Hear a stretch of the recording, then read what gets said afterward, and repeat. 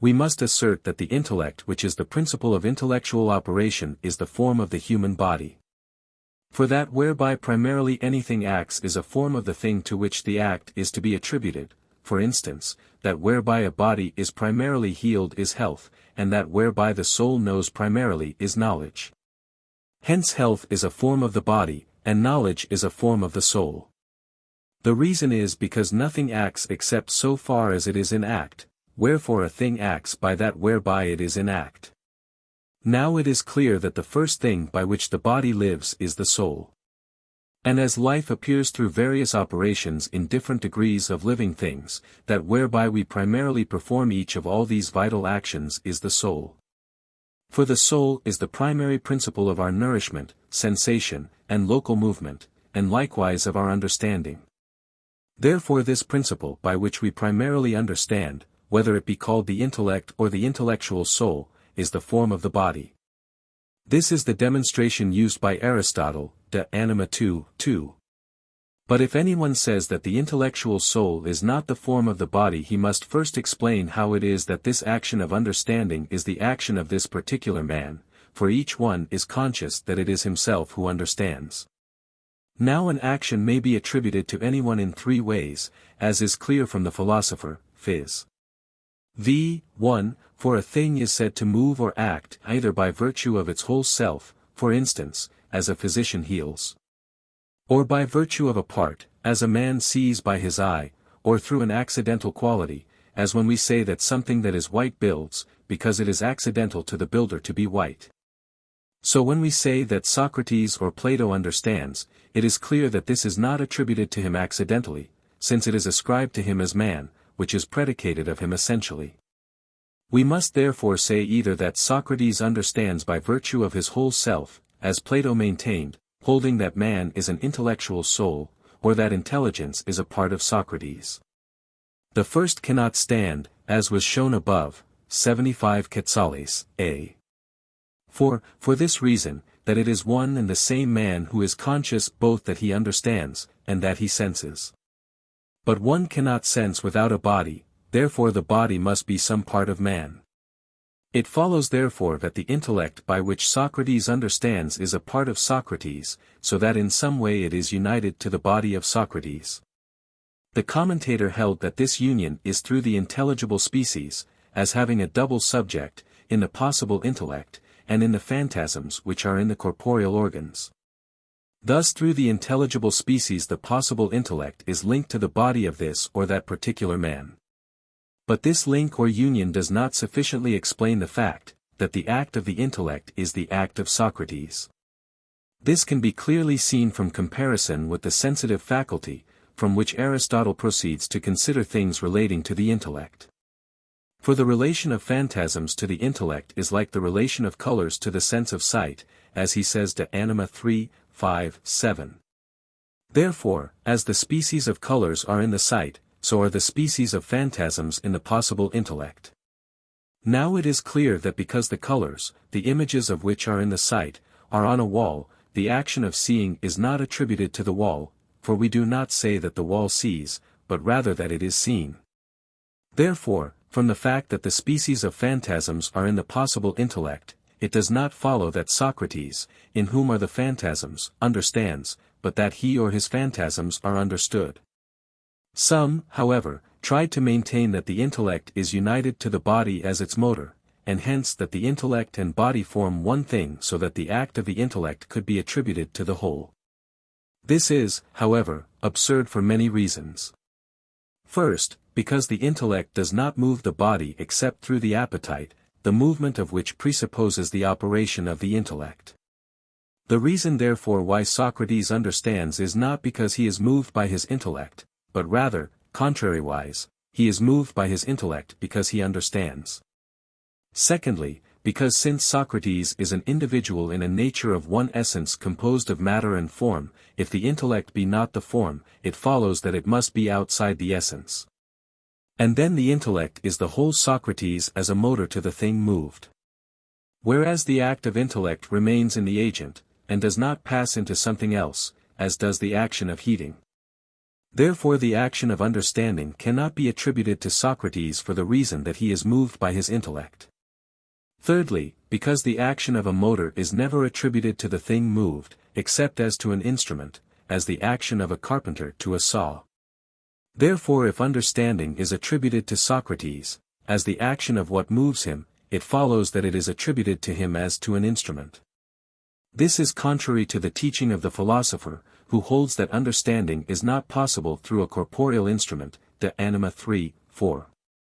Fourthly, because, although the action of a part be attributed to the whole, as the action of the eye is attributed to a man, yet it is never attributed to another part, except perhaps indirectly. For we do not say that the hand sees because the eye sees. Therefore if the intellect and Socrates are united in the above manner, the action of the intellect cannot be attributed to Socrates.